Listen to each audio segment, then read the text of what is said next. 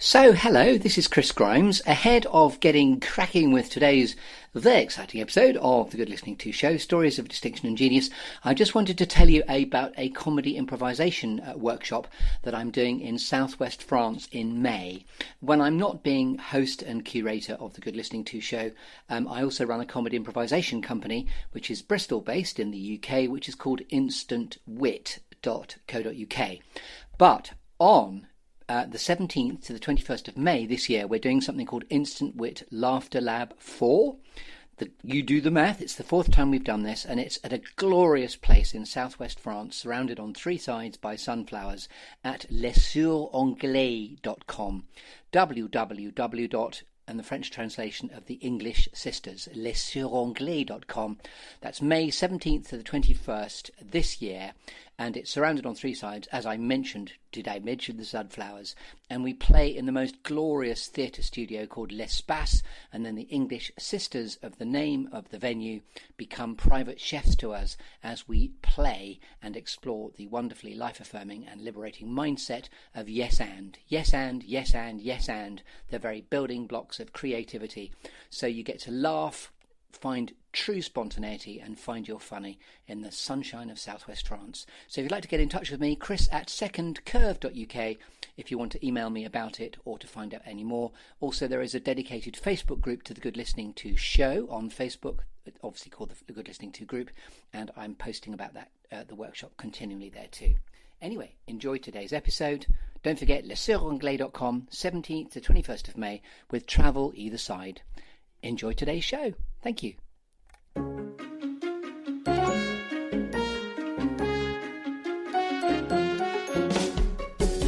Welcome to another episode of the Good Listening To show, your life and times with me, Chris Grimes, the storytelling show that features The Clearing, where all good questions come to get asked and all good stories come to be told, and where all my guests have two things in common. They're all creative individuals and all with an interesting story to tell. There are some lovely storytelling metaphors, a clearing, a tree, a juicy storytelling exercise called 5, 4, 3, 2, 1, some alchemy, some gold, a cheeky bit of Shakespeare, and a cake. So it's all to play for. So yes, welcome to the Good Listening To show, your life and times with me, Chris Grimes. Are you sitting comfortably? Then we shall begin. And there we have it. Welcome to another very exciting day in the Good Listening To Clearing, Stories of Distinction and Genius. And I'm very, very excited to have a uniquely, he's a performance poet with a really beautiful, unique cadence to his voice. And I've really, really enjoyed researching him. Kate Cross has passed the golden baton from a live show that we did together about 3 weeks ago. She passed the golden baton to Toby, who's agreed and has said yes. So I'm delighted to keep the golden thread going. So Toby Thompson, performance poet, you are extremely welcome to the show. Well, it's an honour. Thank you, Chris. Lovely. I researched one of your beautiful poems today called Black Coffee, and you said, my first piece, this is when I was living in a castle with my friend Jules and her dog Bessie, who's also my friend. And I just thought that was such a brilliant way. You know, we've all lived in a castle, obviously. So just tell me the backstory of how that came about. Well, I went to a TEFL course in Barcelona when I was having a bit of a crisis of faith in my career as a poet. And after that, it was a short step to was kind of just a little bit further than Girona. She was the caretaker for a castle. She lived in a little cottage adjoining, and for about 6 to 10 weeks in the summer, she would host guests, and it would become this kind of amazing place where people would pay lots of money to go and stay in this castle. But for the rest of the year, very cold because of the thick walls, and there was basically no one in it. So I was given the run of the place, and yeah. And what a perfect place for a performance poet in crisis to find himself, in the middle of a Spanish castle near Barcelona. Yes, and spend 6 weeks writing a poem about coffee. And it is a great poem, and it was part of the Royal Albert Home series, which is a very interesting thing. Do you want to tell me a bit about that too? Yes, well, I did. I think prior to COVID and them doing Royal Albert Home when it was just a hall, I went and did I did a performance of one of my shows in one of the spaces there, and so I formed a connection. And then when everything was first kicking off with lockdowns and so forth, they got in touch and they were doing this really nice thing where they were doing these Royal Albert Home performances, inviting artists of like a very high caliber who I think were doing it for free. Kind of like big names were doing it. It was Casey Tunstall and I forget the others. And then kind of up and coming people that they liked and they were working with, of whom I was one, who they kind of chucked some money at. Lovely. Like a nice performance. And quite right too, because as a performance poet, you deserve to earn a living. And indeed, you're wonderful. I really enjoyed researching you. I Wish I Was a Mountain was your really seminal breakthrough piece, as I understand it. And Kate was very warm and effusive about how you turned up to the Egg Youth Theatre in a time when you were just finding your voice, and she described you as being long-haired by the piano, and then suddenly tuning into the fact, gosh, this guy can really rhyme and also play music, and so he's uniquely gifted. And I love the fact that it's obviously youth theatre that gave you the confidence to spring off. Yes, absolutely. Yeah, it was a real fairy tale story there, because I also worked front of house for about 10 years there, and different jobs, workshop assisting and on the stage door, and actually Lee, the director, he directed a lot of the Christmas shows, and the Christmas shows, working as an usher, I would see them kind of up to 50 times a year. And so it was really wonderful to then be kind of like, yeah, I think we did some sold out shows in that auditorium with Lee directing. And this is Lee Lyford, obviously, the regional, well, the awesome director that's based in the southwest here as well. I'm speaking to you from Bristol. Where are you today, Toby? I'm in Corsham today, in my parents' new house. It's lovely. And also, when I spoke to you about 2 weeks ago to connect, you were house sitting to do with a cat, but it also had a swimming pool. So not the cat, but the house. Maybe the cat has a swimming pool, but I just thought you're obviously very gifted at ending up in quite lovely surroundings as you find your muse as a poet. Yes, I'm definitely in nomadic poet mode at the moment. Not in one place for very long. So you're a wandering minstrel. And we've had the castle in Barcelona. Where was the place with the cat and the swimming pool? That was in Ealing. Very good. And you described the dog Bessie as becoming your friend. What was the name of the cat, and is that now your friend? Cat is called Joey, and I think he'd be okay with me saying that we're friends. He's not very demonstrative as far as his affections go, but over the course of the time that I was there, I definitely felt a bond form. And therein lies the dichotomy between whether you're a cat or a dog person, because cats really don't give a shit. Whereas Bessie, I'm sure, will always be your friend, and that's the joy of dogs too. I do like cats as well. I admire them in a different way. So, Toby, you're extremely welcome to this construct. It's going to be absolutely joyful to curate you through a storyscape that I hope you really, really enjoy. And it's very, very exciting for me to have a performance poet in this space. There is an invitation for us to put a sort of couple of poems on a metaphorical plinth within the clearing. And please, if you'd be willing to share a couple of pieces, that would be wonderful too. Oh. You don't have to. I didn't give you very much notice of that. But no, anyway. I'd be delighted. So this is where it's going to be a clearing. As usual, I'll find out where that is in a minute. Then there'll be a tree. Then I'll shake your tree to see which storytelling apples fall out. There'll be a couple of random squirrels, a cheeky bit of Shakespeare, and a cake. So it's all to play for. And then at the end, there'll be an invitation to go as deep as you like into your own URLs. So this is the stories of distinction and genius. And I think you've got both, because it's very distinctive. You know, how you do your poetry has a beautiful cadence to it. And it's really evocative. Some of your reviews are beautiful as well, and sort of sum it up better than I could. His uniquely rhythmic and musical style is lyrical, beguiling, playful, and poignant. And that's what I experienced when I listened to you. Lovely, thank you. So hopefully you're feeling you've had some happy smoke blown at you. Here we go. Toby Thompson, performance poet. What is a clearing for you? Where do you go to get clutter-free, inspirational, and able to think? And it wouldn't surprise me if it's a castle in Barcelona, but it doesn't have to be. So over to you. No, I'm actually going to have our clearing be on the top of Salisbury Hill in Bath.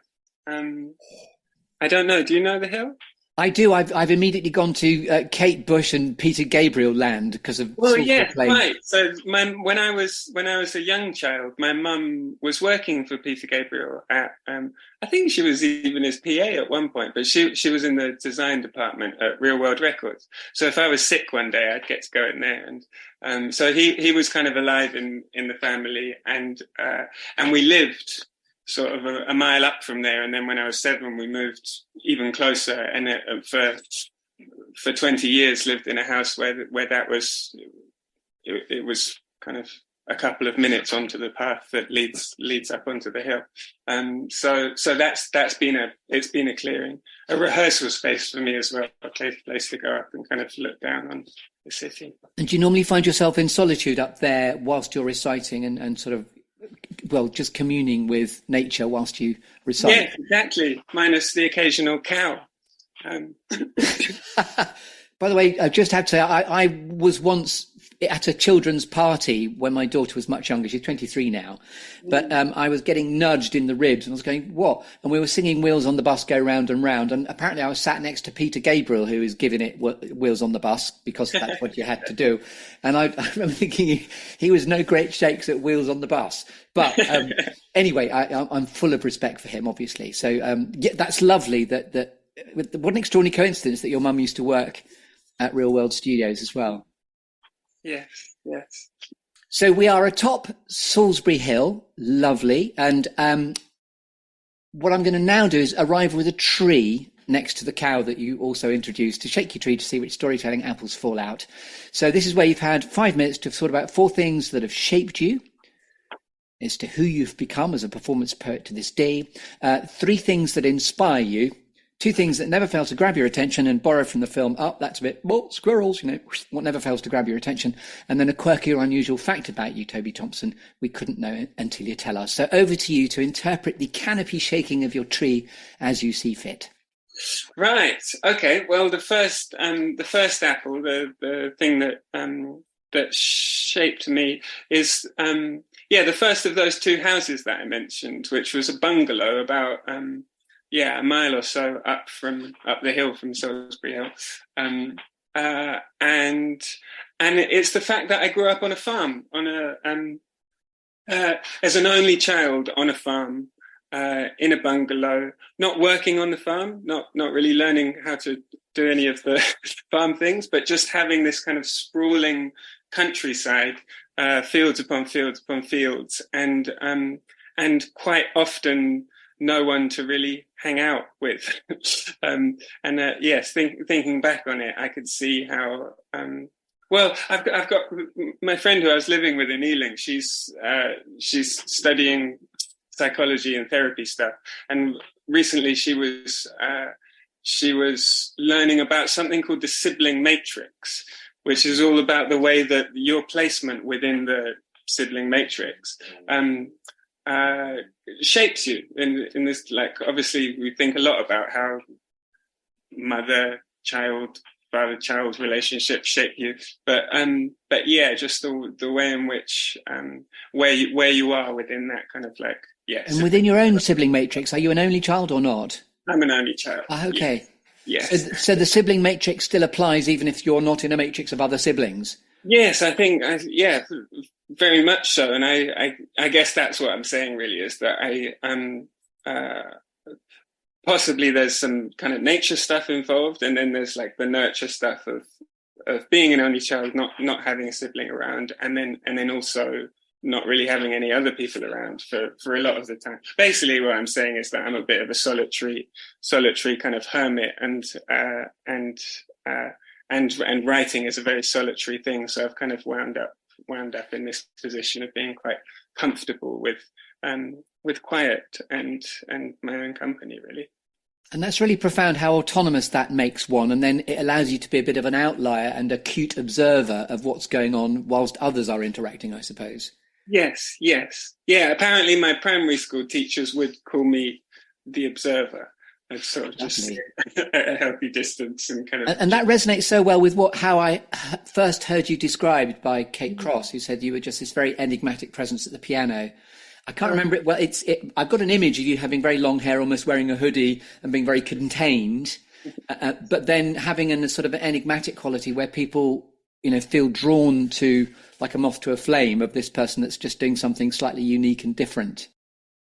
UK Health Radio, the station that makes you feel good.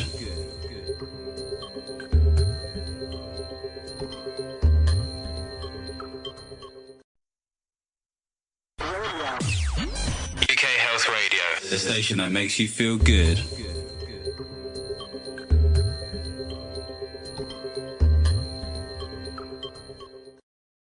Yes, yes, I have been accused of enigmaticism, for sure.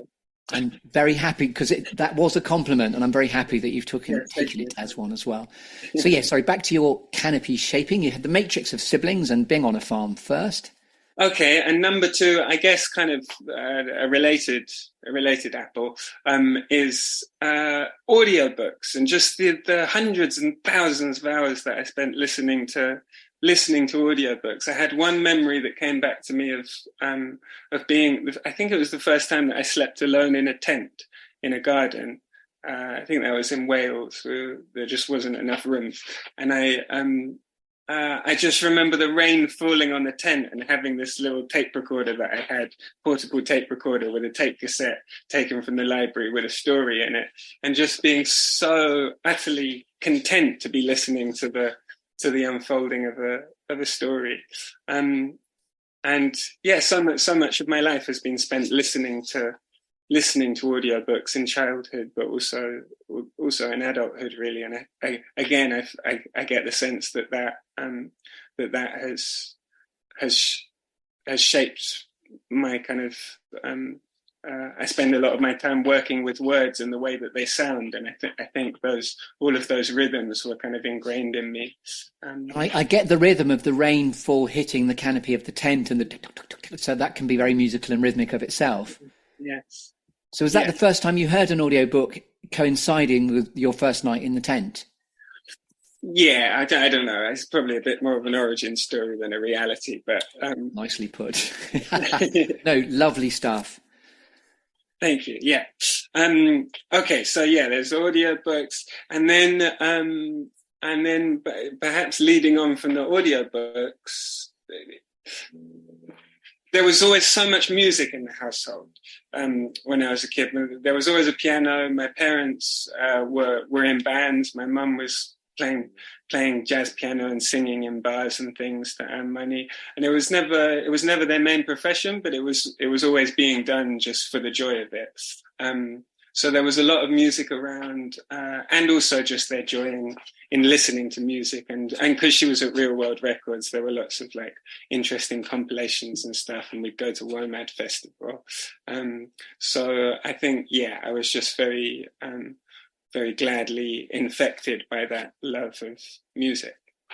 And just one, before we move away from Peter Gabriel, if you were to meet Peter Gabriel in the street, does he say, "Hi, Toby"? Is it that type of... No, I did meet him once, I think, at a WOMAD festival, but I was about 4 years old, yeah. Okay. Well, you've turned out lovely. Recognise my mum, yeah. Lovely stuff. Yes, back in the tree. Yes. All right. And then the final one that sprang to mind was that I had quite a lot of injuries when I was just sort of entering adulthood. I guess I was like 18, and I'd kind of decided that I was going to be this like performance poet, rapper kind of person. And I was just doing it all of the time. But my writing process was very much vocal. It was kind of like spoken out loud. And I think I didn't really know how to breathe very well. And I was holding a lot of tension around here in my neck. And I got this weird ache came into my neck that none of the doctors weren't really sure what it was. And it prevented me from writing because I didn't really know how to write without talking. And it hurt. And I sort of went quite into my shell and wasn't really able to freely have conversations and stuff. And then I was like, okay, fine. I can't do that. I'll focus on piano. I got really good at piano. So then I immediately started practicing jazz piano for 3-4 hours a day. And I don't know how long it took, probably just a few weeks. And then I had tendonitis in my hands. So I got RSI in the hands. And then there was, I went to convalesce in France, and sort of like, I felt like everything was falling apart and I wanted to get my head straight. And then whilst I was there, I was like, oh, well, I'll do a lot of cycling to stay fit. I'll go and I cycled the first day 12 miles to the beach in one direction, and the second 12 miles, and then on the third day, my shoulder was bust. So there was this kind of, it was awful. I just felt like I was falling apart. Everything I wanted to do to bring myself happiness really just turned inwards and just went wrong. But in retrospect, it's definitely one of those things where the thing that at the time feels like the worst possible thing in the world, in retrospect, is the thing that you would be the last to give up, because it kind of like redirects you towards exactly where you need to go, which for me was like these things were going wrong because I wasn't listening to my body. Was being like, ow, ow. I was like, yeah, just keep doing it. But I love the sort of slightly karmic muse of the idea of you need to be quiet for a while I teach you how to play the piano, and then whilst you're getting over that, I'll just take you for lots of long bike rides where you become a journeyman to be able to find your stories. It all connects. It's really lovely. Yes. Yeah. And very lyrical and very poetic. And I love the fact you also said, I went to convalesce in France. I love the fact you can find yourself in extraordinary places like a castle in Barcelona, where you've just been sat with in Ealing, but also how did the convalescing in France go? And did you stop? It was amazing. Yeah, it was amazing. Once I got over the disappointment of busting my shoulder. I had a week of silence when I first got there. It was the first time I'd ever done that. No television or audio books or music or anything. And then came out of that and sort of like tentatively started writing again, and it was just the first kind of real deep period of introspection that I'd had like that, and it felt very needed, because I felt like I just kind of got lost and wasn't really sure what I was. And in that process, did your voice then come back and you stopped the sort of psychosomatic blockage of your voice? Yeah, it started it coming back. It was a fairly slow process. Yoga was one of the big things, just learning to breathe properly, and also meditation retreats. That was another thing that I was grateful for, was that it kind of just in trying things out to heal. I ended up doing a handful of these 10-day Vipassana silent meditation retreats, which were also very very valuable experiences for sure. And the whole process and journey of it has ended up with you having a very unique voice, actually, because as I know, the lyricism and the cadence that you have is very distinct. And so that's again another compliment, but it's sort of it's the fact that it's not done the good company of people that just are incredibly creative but don't necessarily know how to do it properly. I was reminded recently of some of the many musicians that sound brilliant, but they end up getting vocal nodes because they don't know how to sing properly. Yeah. So Paul Young was someone whose career was very much about his own voice, but then the rasp caused too much damage. But the rasp was almost the unique sound of the voice as well. Yes. Yeah. I guess. Yeah. It has meant that there's a kind of like acute awareness of the breath and the voice and I don't know, this whole. And your performance style uses voice and piano, doesn't it? When you're, I know that certainly I Wish I Was a Mountain did that. Yeah, sometimes to be like piano is more of a hobby than the poetry is, but I have found a way of involving it in the theatre shows, which I'm really happy with, because it means that when I'm touring, there's a piano there. Sure, lovely. Yeah. So back to your tree, lovely stuff. Okay. Right, so that's my four things that shape me. The three things that inspire me. Well, I guess it kind of grows out of the audiobook thing. Is like conversations. I guess quite similar to these. I feel very grateful to live in a time when you can just listen to your heart's content and discover different people and conversations between people and yeah, like I guess in terms of things that inspire me, every now and then I find a person that feels like, oh, this what this person has learned or has to communicate has something rich that I need, and then you can just if they're kind of like out there, you can just listen and kind of study what they say. And so yeah, there's kind of I'm inspired by people that I find in life. A particular example that came to mind was actually I've changed my mind. There's a guy called Stephen Jenkinson, who they call him the grief walker. He's like he worked a lot in palliative care, Canadian guy, amazing kind of storytelling, like soothsayer way about him. And he wrote a book called Die Wise. But at the time when I was doing that Royal Albert Home thing in France, I was listening to his audiobook, but also to lots and lots of conversations that he was doing, and just and it was I don't know, I felt like it was all stuff to do with death, basically, death and grief. And after that period of kind of being deeply immersed in those sorts of that philosophical terrain and the stories of his experience working in that field, when I then came home, not sure how long it was later, 6 months or something, my grandfather died. It looked like it was going to be very quick, but then it actually was quite a bit slower. It was maybe a 6-month period when my mum and I were visiting every week, and they were sorting out the care and stuff. And I felt that I was able to kind of be present to that process and kind of like turn up to it and turn towards it and have conversations about it with my mum and also with him. That I definitely wouldn't have been able to have, or wouldn't have had the idea to have had it not been for this time of kind of being immersed in this stuff. So I guess that's an example of the ways that it can kind of ripple out into your life if you find something that inspires you and listen. Yeah. And the handle, the grief walker, is extraordinary. I mean, that's seismic in its title. Yes, he owns it. I recommend anyone checking it out. Yeah. This is such lovely stuff, Toby. So next thing that inspires you? Right, onwards. Okay, the next one was people in my life who make great food and put it on the table.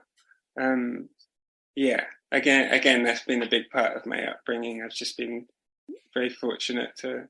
That's so deftly put, by the way. No one's ever said that. I've done about 140 episodes so far. And for someone to say, I'm inspired by people who make delicious food and put it on the table, nobody's ever said that. Oh, surprise. In the same way. Right, nicely. Nice, thanks. Well, my mum's an amazing chef, and lots of our closest family friends are. And it's just like the dinner table being that focal point. So much good food and so many glorious hours spent just kind of connecting around a table. And now I came to it quite late, but as of the last few years, I've started to really, really enjoy cooking as well, and kind of occupying that role within a social situation, just kind of like beavering about in the kitchen while everyone gets together and then putting something out. And it's such a nice antidote to writing, which is so kind of abstract and heady and wordy, to just be dealing with real stuff with your hands, with like heat and Absolutely, but that's such a profound resilience strategy. Doing something, it's called doing practical things, where you do something that's arm's length, Yes, not in your head. So I use table tennis, ironically, and tennis and cooking, often like kneading dough as my own version of that. Because I'm all about the patter in a different way because of comedy improvisation, but that's very, very relatable again. Of course. Oh yeah, that's cool to hear. And all right, the final inspiration thing. I mean, it's a slightly smart Alec answer, but the breath. I believe the etymology of inspiration, spirit, meant breath in Latin. And yeah, when I was thinking about this question of inspiration, I liked that sense that that actually you don't need to do anything to be inspired. So just simply by virtue of being alive, and like really that is the thing that kind of separates life from death for a human being. It's like for the whole duration of our life, we're kind of in this rhythmic in and out, just like breathing spirit in. You've made me think of tidal flows there as well. That's really delicious stuff. Yes. Yeah. All these cycles. Yeah, the tide, the just in and out, day, night. That also makes me think about the good death. It sounds like your grandfather had, with the idea of 6 months of waiting for I suppose, the last breath in its own way as well. Yes. Yeah. Absolutely. Also, I love I've never heard the etymology. No, what was the word? The derivation, the etymology of the of inspiration being about breath. I hadn't really thought of it in that way before. Yeah, but absolutely. Yeah, I think spirit and breath were at one point the same word. So yeah, it's a nice sense of like. So that didn't seem like a sort of smart aleck response at all, actually. Okay, great. Okay, so if that's your two, now we're on to two things, squirrels that never fail to grab your attention, irrespective of anything else that's going on for you. Yes, okay, well, the first one I've written down is impermanence and its representatives. Because I guess from the meditation retreats, that's like one of the key threads is you're kind of like, you're just kind of practicing seeing your own experience through the lens of impermanence, like noticing that everything is always changing and ending. I Wish I Was a Mountain, the show also has, the story has a big thread of like of kind of even mountains crumble, like everything ends, and there's something that I'm just always basically drawn to noticing endings and particularly to the effect that then has on your experience of things that are still happening, of just the awareness that like, oh, this will be a memory at some point, but right now it's like the best memory ever, where it's like 3D and you can make stuff happen. Yeah, lovely. But yeah, that slightly melancholic kind of bittersweet sadness that enriches, just of knowing this isn't going to last forever, but right now it's happening.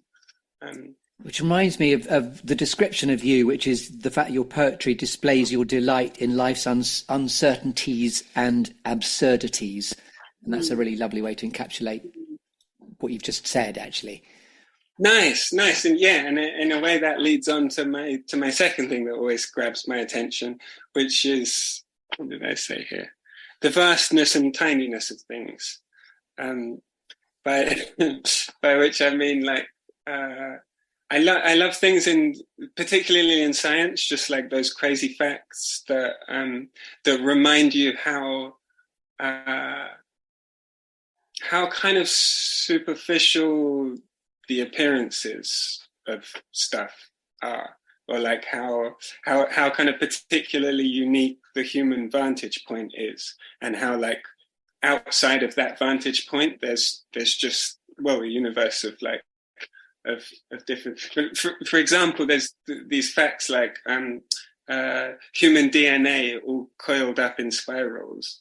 If you like uncoiled it like a string and laid out one person's DNA flat, I mean, the numbers vary slightly, but it's something in the region of the one person's DNA would stretch to the sun and back 72 times. Wow, sorry, that was. I thought you were just going to stop to the sun and back. Then you said 72 times. Yeah, it gets to the end of the solar system. It's like that's 93 million times 72 or something. Gosh. Yeah. Yes, you should meet Brian Cox. I'm sure you'd have a great conversation about that. I love him. I love that stuff. My friend Ewan I went to China touring Arishel's Mountain, and I had a Irish particle physicist a couple of doors down from me in the hotel. We got locked down in Shanghai, and he'd come around to my room and we'd have these conversations about like the universe and stuff. And he was there conducting experiments at the bottom of the ocean to try and catch neutrinos. And neutrinos are so small, they come from the sun, that I Googled it to make sure before I came on here. And there's 100 billion neutrinos pass through your thumbnail every second. Oh! Cool fact with Toby Thompson. Just say that again. That's worth, because no one understands what we're talking about. Well, they're so small. They come from the sun, and they're so antisocial. They pass through the whole Earth without touching any other bit of matter because it's all mostly just space. But they're so tiny that 100 billion through your thumbnail every second. I love that. I know I'm only being facetious, but they're targeting our thumbnails. It's a bit like the irony of people talking about aliens and they come all this way just to interfere with a cow's arse in Somerset. You think, what's going on? Yeah. That's a great squirrel. I love that. Thank you. And how brilliant to be locked down in Shanghai next to a nuclear physicist you said a particle physicist, did you? Yes. I don't know what the difference is. Yeah. Nor do I. Awesome. Great squirrels. Okay, now a quirky or unusual fact about you, Toby Thompson, we couldn't possibly know until you tell us. Yes. Well, my great grand uncle was Gladstone, the Prime Minister. Oh, love that. Yeah, I couldn't remember how many greats. I checked with my mum yesterday. Of the bag namesake fame and 12 years Prime Minister. Love that. And you quantified the number of greats. I love that. That's great. Cool fact. Yeah. Love that. UK Health Radio, the station that makes you feel good.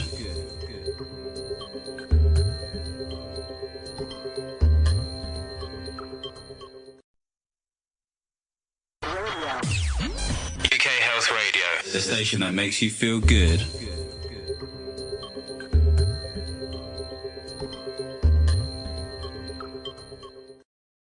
Great. Okay, now we've shaken your tree, and that was an awesome canopy shapage, if I could just say so. That was great. So now we're going to move away from the tree, but stay in the clearing, and we're going to talk about alchemy and gold next. When you're at purpose and in flow, Toby Thompson, what are you absolutely happiest doing in what you're here to reveal to the world? Yeah, I think it's writing when it's going well. Certainly the times when I've heard the flow state described, that's been the best experience that I can relate it to. And I always write listening to music, and I find a piece of music that is like a place where I want to be for a long time, and then I'll loop it. I'll kind of trim the end and the beginning so that it just goes round and round and round. And then it's kind of like you gradually descend into a bit of a trance state of just like fiddling around with these really, with the kind of, just these often quite subtle, it's very subtle decision making. It's very slow, my writing process. And there's something so kind of, I don't know. I've heard that with the flow state, there's something to do with like you have to have clear feedback, and like with rock climbing or something, you get very clear feedback of like whether you're. And sometimes I've been confused about how that relates to writing. But it's like it's a more kind of mysterious kind of feedback where you're like trying out different. I'm kind of talking aloud, like trying out this word or that word or this pattern of speech, like breaking it up in this way or that way, or and just feeling the kind of sensing the resonances of like what feels right, and then when something works, it's kind of like the ring of truth just resounds through you or something, and So I don't know, it's a very mysterious process, and when I try and do it with my rational brain, particularly if I have commissions or something where you have to finish the thing, and then so I want to control it, and I start trying to like logically turn it into a puzzle to solve, then it all kind of falls apart and stops working. And as we're here in the Alchemy and Gold place, is there a piece that you'd like to share at this point? This feels like it might be a good place to do that. Sure. Yeah, that'd be nice. How long have we got? Well, we're still on schedule for about another 10 minutes. This is all going really well for me in terms of timing. Cool. So if you felt like... I'll do a short one, so it doesn't we don't go too far into it. This is called Stacked Plates. Balanoid, shaped like an acorn. Stelliferous, abounding with stars. Ailerophilia, a liking for cats. Tootle, the sound made by tooting on a flute. Siamachy, an act or instance of fighting an imaginary enemy or shadow. Zephyr, a gentle mild breeze. Ambisinister, clumsy with both hands. Today, I shall while away the morning hours learning words in cafes, misguidedly attempting to quench the thirst of my introvertedness with frappes, availing myself of the listlessly devotional subservience of ashtrays, peripherally training the shyness of my gaze on my waitress's meticulous meanderings. Observe the way she purposefully sachets, for all the world like a whirling dervish down the gangways. I must say, I'm surprised she doesn't stoop, that her smile doesn't droop, laden down as she is, with a lonesome poet's fantasies of perfectness and stacked plates. Wow, fantastic, lovely. Alchemy and Gold right there. There was a lovely moment in watching you where you completely found your flow state, because there's a tiny hiccup, but then you closed your eyes and went into a blissful state of flow. Yeah. That was really perfect. Thank you. Thank you. Okay, so after Alchemy and Gold, we're going to get on to awarding you with a cake now. So this is the final rich storytelling metaphor whereby you get to put a cherry on the cake. And this is where we find out what's a favourite inspirational quote that's given you succor and pulled you towards your future. It could be what help, notes or advice might you proffer to a younger version of yourself. And then what we're ramping up to via Pass the Baton will be Shakespeare, and how we'll talk about legacy borrowed from All the World's a Stage and All the Men and Women Merely Players. So over to you two. Here's your bit of cake. Do you like cake, first of all, Toby? Yeah, I like cake. So you can have a cake of choice, metaphorically. What sort of cake are we talking? I'll have a carrot, please. I'll have a carrot, please, Bob. Lovely. Okay, so over to you to put your cherries on the cake. What's a favourite inspirational quote? Okay, I've got a pair of quotes. One of them is desire is the voice of the soul, which I think is a woman called Genevieve Dow, who I'd studied Qigong with for a while. I think it was something she said, which I just love. The sense that your kind of destiny is pulling you towards itself, and your desires are kind of like signposts towards that thing. And then as a kind of like paradoxical counterpart to that, to kind of balance it up, there's a quote of Jung's where he says, "That which you most need will be found where you least want to look."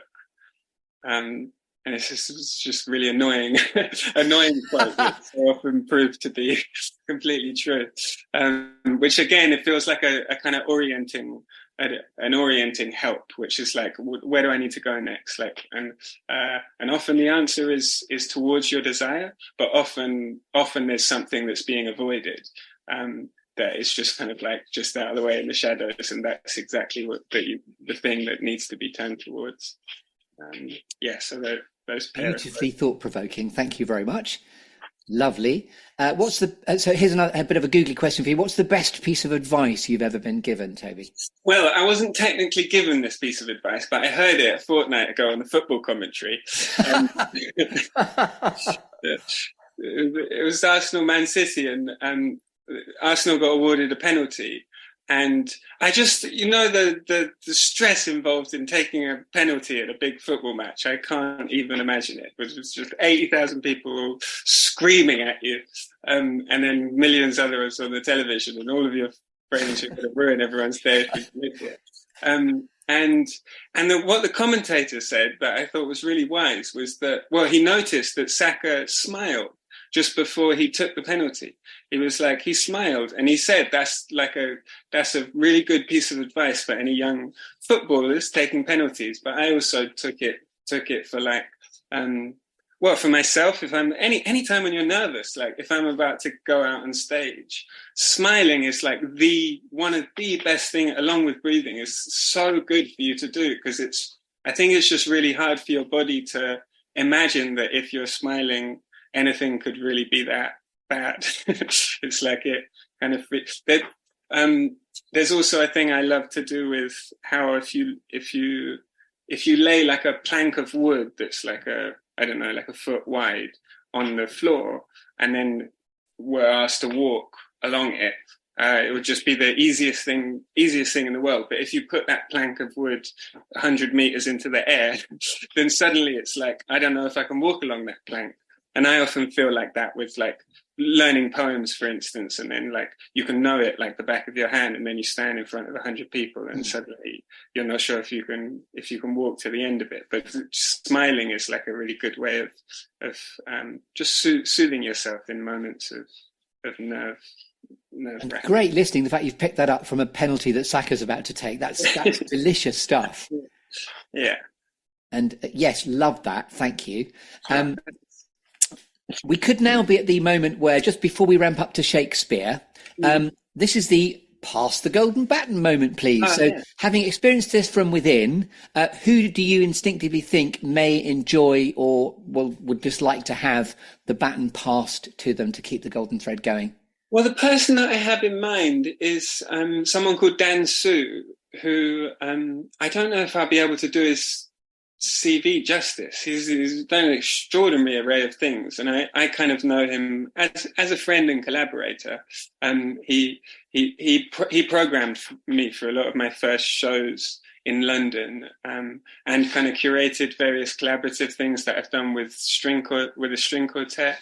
And he puts on shows, but he also does a lot of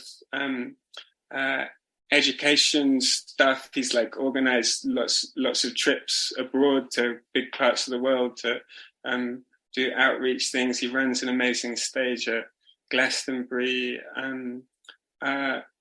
He's an entrepreneur and educator and events producer.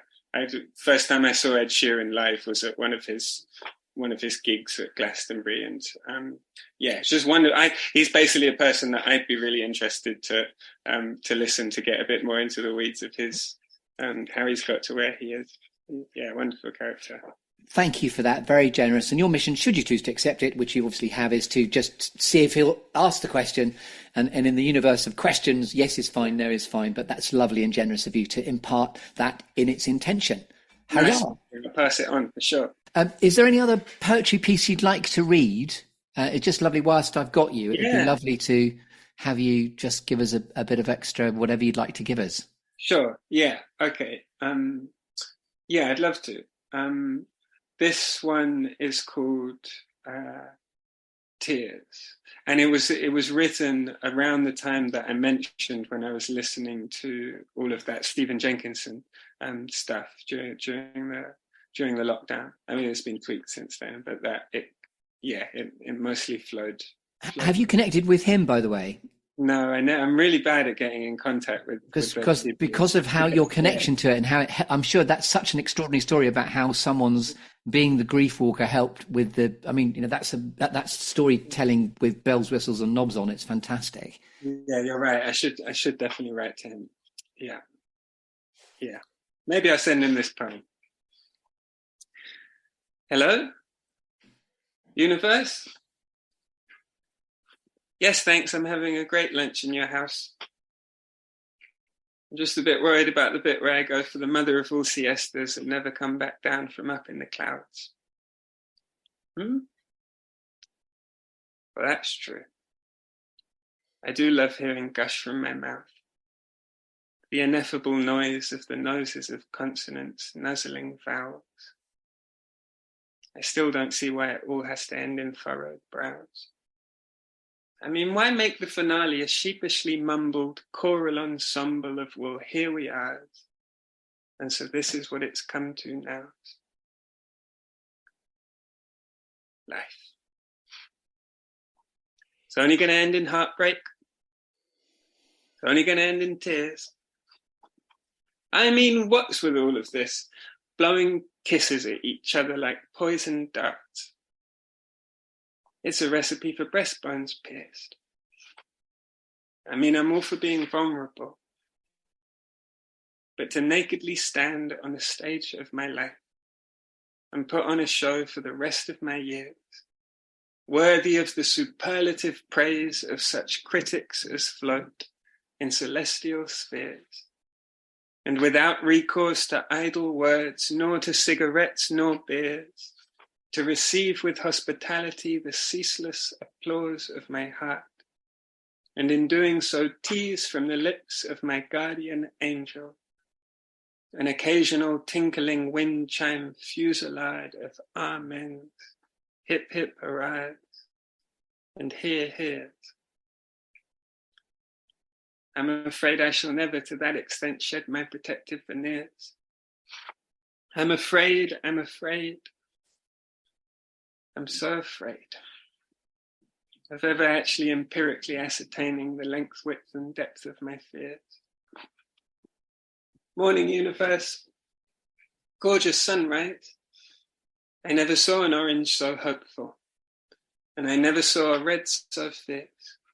And I love how the sideways icicles of sapphire dissolve into their emerald smears. Why do I get the feeling this is only going to end in a broken heart and some trembling fingers clutching at a handkerchief drenched in tears? I mean, you sort of have to wonder if it even really matters how impressively the helmsman steers. If an ocean floor shipwreck is, as I must say, quite unquestionably appears, only a matter of timing once you hear the grinding of the tempest's gears. I mean, we do it to ourselves. We whittle and hurl at each other these deadly spears. We spend our whole lives strengthening soul ties, enlarging our friendship spheres. Yeah, and having babies with ticklish footsies and tiny little vegetable ears. Stop that. Don't name it. Don't. Oh, they named it. Only going to end in tears. It's only going to end in all our hard sweat, tears, and blood. Carelessly wiped from the face of the earth by the years like mud. Flecks. Smudge by a mother's thumb into freckled cheeks. There. You only fell over. It's not the end of the world. That comes later. What comes later? The special treats? The tables laid with endless feasts, the extravagant parties, the restful sleeps. No, you know, the bit where the sailing boat called you, being splintered and having several leaks, sets its course for the horizon, there to drift among ancestral fleets. We've been through this, cherub cheeks. How are we held in the grip of space and time? We are held in the grip of space and time as field mice in kestrel beaks. Yes, my sweet. And how does one conduct oneself in such a circumstance? One takes a deep breath. Yes. One takes a deep breath. And one takes a deep breath.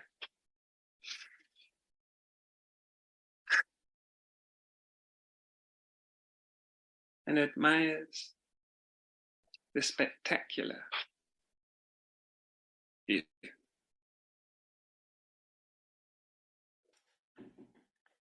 Thank you so much, Toby. You have a gift of intimacy which is extraordinary.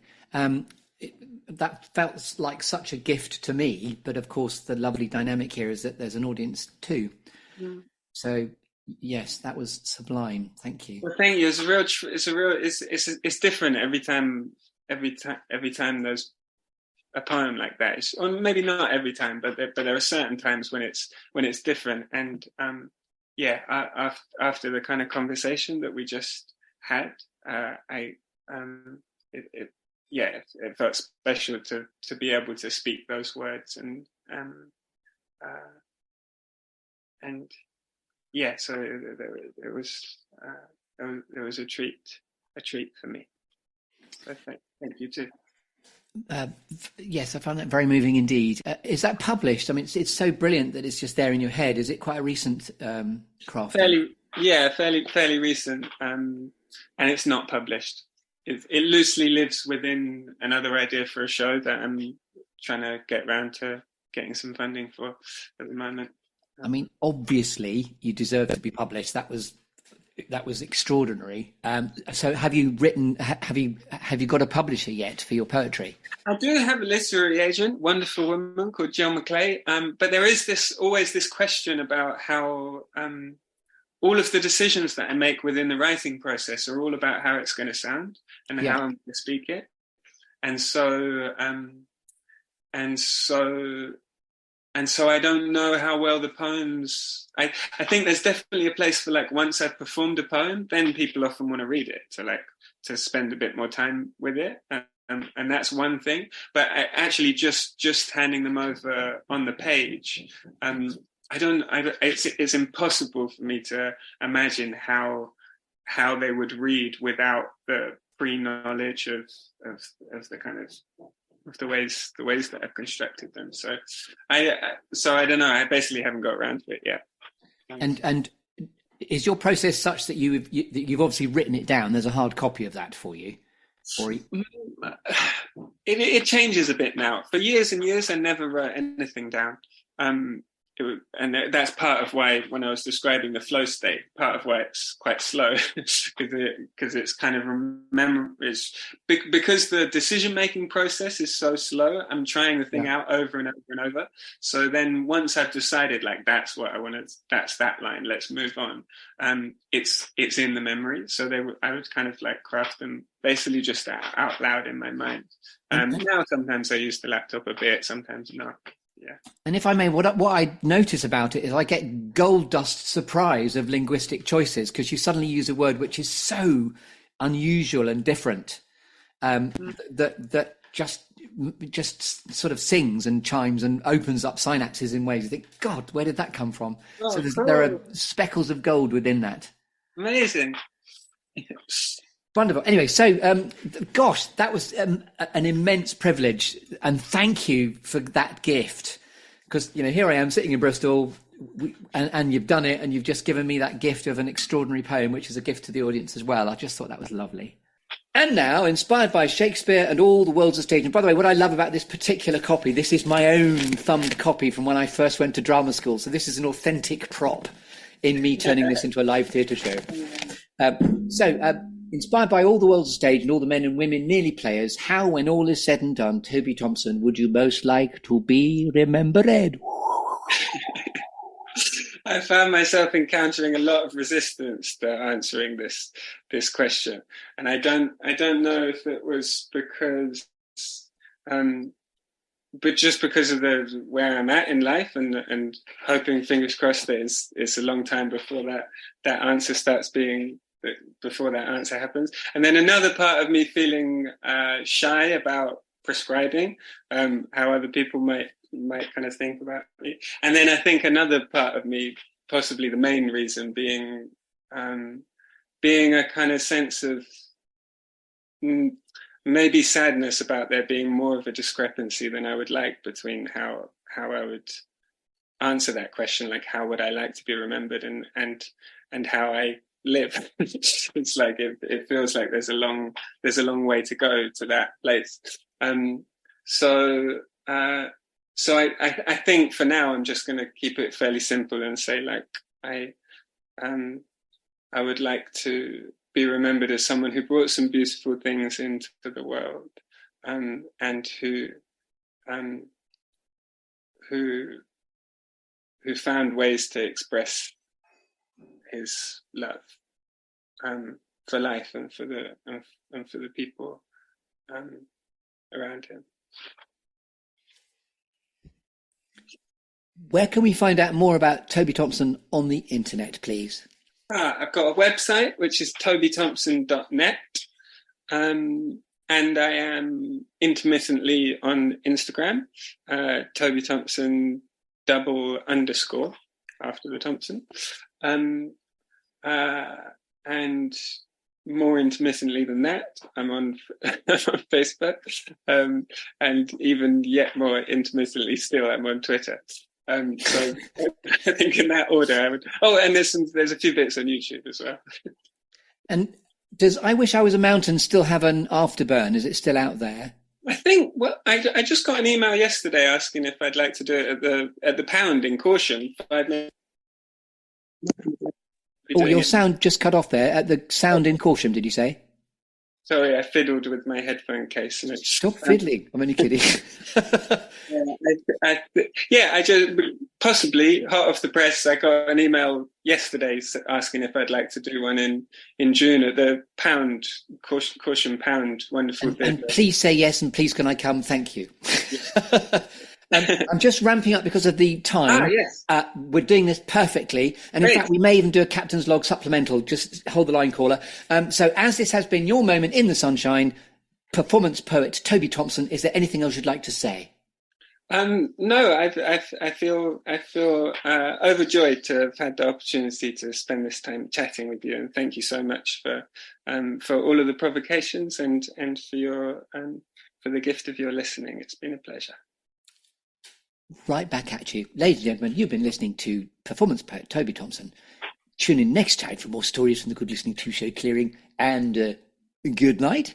You've been listening to the Good Listening To Show here on UK Health Radio with me, Chris Grimes. Oh, it's my son.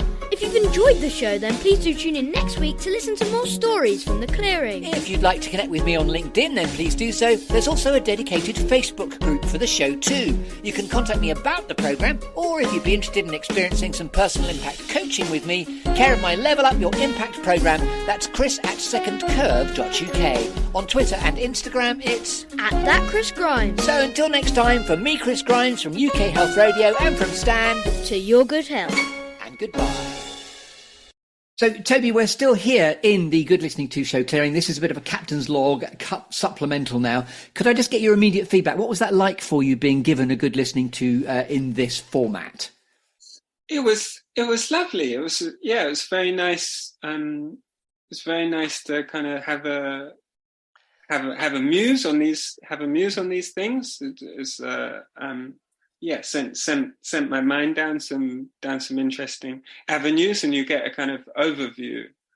Yeah, you get an overview of your life, which is a really nice perspective shift have from time to time. Though I was kind of boring myself in the preparation a little bit, and it's interesting how much more pleasurable it is to speak actually in conversation, especially with you, who are so kind of receptive and affable, and nice to talk to. So it was a lovely experience for me. Thank you. And right back at you. There's nothing boring about that. You put things so uniquely in all the. I mean, what's so lovely is we're all individuals, we're all different, but you've done some beautiful interpretation as I experienced it. I was just thinking, nom nom nom nom nom during a lot of that actually. Really delicious storyscaping from you. So, what I didn't ask you, what's current for you? I know you might be about to be at Corsham doing I Wish I Was a Mountain. What are other current projects for you? Yes, well, so I'm working on an adaptation of the Little Prince story, which actually, after a long time of working on it, off and on, on Monday I go into rehearsals, just 3 days rehearsals ahead of doing a kind of very early scratch performance for some industry professionals at the Egg as part of their incubator. Oh, lovely. I'm so happy you're still obviously very closely connected to the Egg, obviously. Yes. That was your genesis point, wasn't it? Yeah, exactly. So we're hopefully, if we'll see what happens. It's early days, but I've got something that certainly Kate and the director Nick Partridge and the people who are listening to what's been come up with so far seem to kind of, for their imaginations to be going in good directions with it. So fingers crossed that's going to have a life. And by the way, Kate said something so wonderfully profound about you, where she teed you up and passed the golden baton and said, she said to me, you'll be in really good hands. And I think that's a real compliment to you. And I'd just like to give you that, because, that's, we often forget what we bring, and you bring something really rich and profound. So that was a real pleasure for me to talk to you as well. Beautiful. Thank you so much, Chris. You're very welcome. Oh, thank you so much. Well, it's been a real joy, and I'm glad. I'm glad I said yes, because it is the sort of thing that that in the past I definitely will find excuses not to do, basically just out of just kind of my old nervousness and hermit leanings. But I'm very glad I said yes. It's been a real joy. And me too. And by the way, that chimes into my yes and universe because of the comedy improvisational stuff I do. We've just found out news off the press, instant wit, by the way. Excuse me, verbal. It may well be coming back to the Euston Off studio, so I'll make sure I get in touch. And I'd love to come and see I Wish I Was a Mountain. I haven't seen it, but I would love to.